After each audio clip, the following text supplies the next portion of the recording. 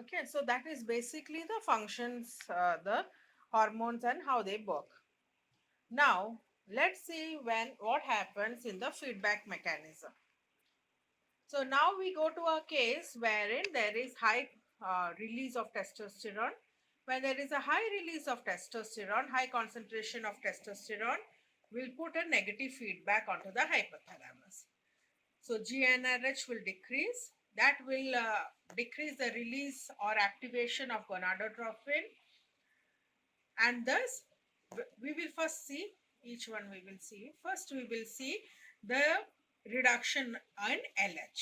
So if LH is produced less, then less stimulation of the Leydig cell, and less stimulation of Leydig cell means testosterone concentration becomes lesser. Similarly, there are two things that will stimulate less production of FSH. One, definitely high concentration of testosterone which goes and acts there. Second, there is when the sperm numbers become too high. Okay, so high production of sperm takes place. When high production of sperm takes place, that is sensed by the Sertoli cells.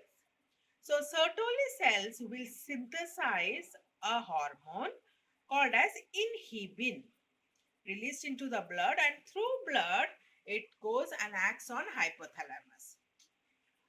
On hypothalamus it gives a negative feedback. So it decreases GnRH. GnRH will act on pituitary, and that will bring really decrease of FSH. So high concentration of testosterone plus high production of sperm, both will trigger the suppression or less production of FSH. When FSH is less produced, what was the function of FSH? To act on Sertoli cells, so that Sertoli cells can release a protein called as ABP.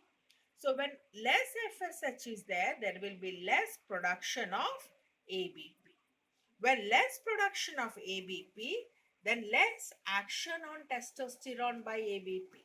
And what was ABP doing? ABP was making testosterone soluble so that it can act easily on the growing stages of the spermatozoa.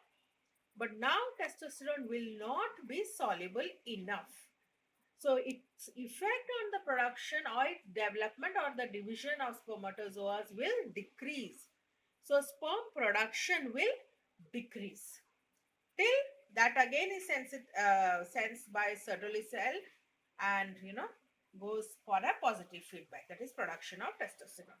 So in this particular way, the testicular function of production of sperm and stopping its production through the feedback is managed.